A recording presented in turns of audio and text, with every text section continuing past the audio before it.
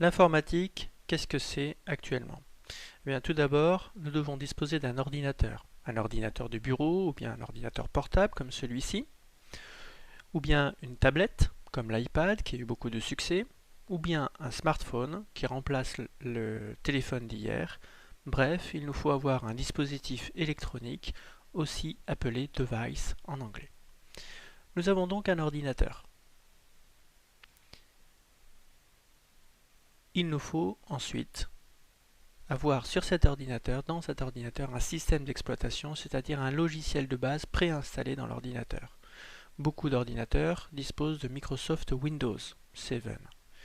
Mais il y a aussi macOS 10, qui est le système d'exploitation, ou bien l'OS en anglais, qui équipe l'ensemble des ordinateurs Apple, comme le MacBook, l'iMac, l'iPad, l'iPhone. Il y a une alternative à ces deux systèmes d'exploitation propriétaires, qui est Ubuntu, un système d'exploitation basé sur Linux et qui est librement installable sur la plupart des ordinateurs. Donc gratuitement, on peut l'installer sur beaucoup d'ordinateurs. Nous avons donc un ordinateur, nous avons un OS, c'est-à-dire un système d'exploitation ou logiciel dessus. Nous devons maintenant disposer d'une connexion Internet, soit une connexion filaire avec un câble RJ45, la plupart des ordinateurs disposent d'une prise RJ45 qui nous permet donc de nous connecter facilement à un réseau filaire, mais bien sûr il n'y en a pas partout. Dans ce cas, nous devons être dans une zone Wi-Fi, une zone qui est couverte par un réseau sans fil et qui nous permet donc de nous connecter au réseau, soit avec une clé web, c'est-à-dire une suite de caractères qui nous permet donc d'avoir l'autorisation d'utiliser le réseau Wi-Fi, soit si le réseau est libre d'accès, n'est pas sécurisé, à ce moment-là on peut se connecter librement. Nous avons donc un ordinateur doté d'un système d'exploitation et une connexion Internet. Il nous faut, quatrième élément, un explorateur Internet. Celui qui équipe la plupart des ordinateurs dotés de Microsoft Windows et Internet Explorer, livré par Microsoft, qui n'est pas l'explorateur conseillé parce qu'il comporte pas mal d'erreurs de transcription. Celui qui est plus conseillé est Mozilla Firefox, qui est un peu l'explorateur tout-terrain, qui permet donc d'afficher la plupart des sites. Il est assez riche, assez souple, donc c'est un explorateur qui est largement utilisé dans le monde. Il y en a d'autres aussi, comme Google Chrome, qui est fortement conseillé, qui est un navigateur qui est rapide, léger, facilement installable et qui est fourni par Google.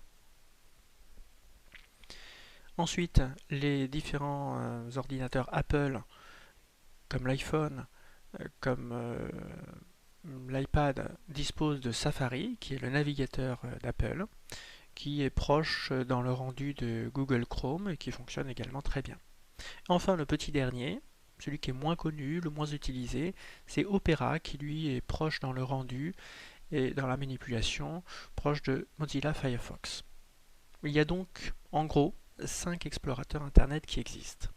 Quand on lance un explorateur, comme ici on a lancé l'explorateur Firefox, nous voyons la barre d'adresse, la barre de recherche, pour effectuer une recherche avec un mot-clé, et puis ici pour ouvrir un nouvel onglet. Le petit plus permet donc d'ouvrir un nouvel onglet et comme ça de pouvoir passer d'un site à un autre.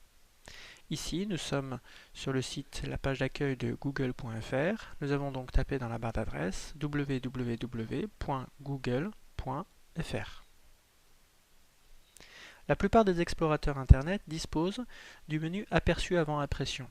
Nous pouvons largement l'utiliser avant d'imprimer quoi que ce soit.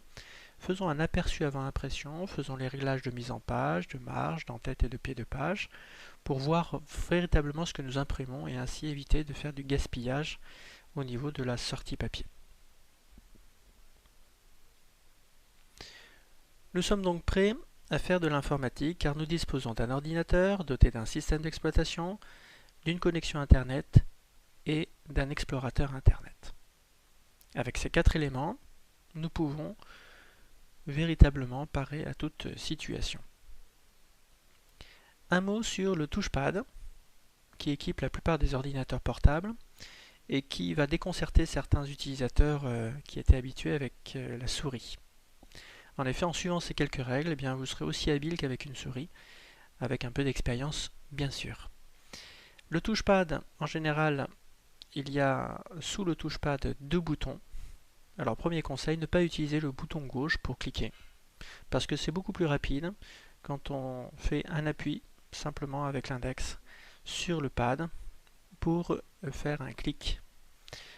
Donc un appui court et léger sur le pad avec l'index correspond à un clic. Ça permet d'éviter d'utiliser le bouton, de l'enfoncer.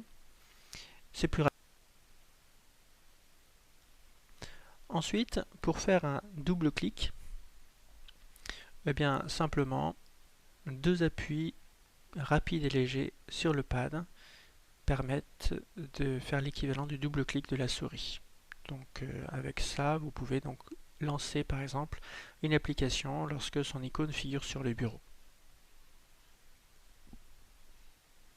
Ensuite, une action qui est un petit peu difficile à faire, c'est le glisser-déposer ou la sélection d'un texte dans un traitement de texte. À ce moment-là, on fait l'équivalent du double-clic, 2 appuis, et à la fin, on laisse l'index sur le pad, on le laisse en contact, et on glisse avec l'index pour sélectionner ou glisser et déposer donc l'élément que l'on a pris. Quand on est sur Internet, souvent la page est plus grande que l'écran, donc pour faire défiler la barre verticale, l'ascenseur, il faut mettre l'index sur le côté droit du pad et glisser l'index de haut en bas ou de bas en haut. L'équivalent du clic droit, là on ne peut pas s'affranchir de l'utilisation des boutons en bas. Donc le clic droit, l'équivalent c'est un appui sur le bouton droit en dessous du touchpad. L'ensemble des touchpads fonctionne de la sorte. Faisons un exercice d'application après avoir vu ces différents points. Et prenons tout d'abord une feuille et un stylo. Si vous n'avez pas eu le temps de suivre pas à pas les indications qui apparaissent ici à l'écran, ne vous inquiétez pas, elles seront laissées à la fin à l'écran et vous pourrez avoir tout le temps pour exécuter ce qu'on vous demande. Alors la première chose qui vous est demandé de faire, c'est de noter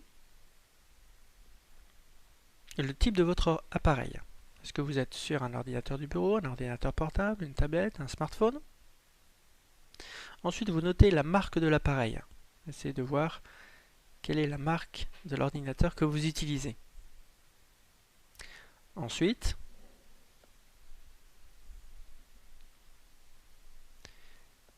le système d'exploitation qui s'est sûrement lancé lorsque vous avez allumé votre ordinateur. Le type de connexion Internet, est-ce que c'est une connexion filaire? Est-ce que c'est une connexion Wi-Fi sans fil?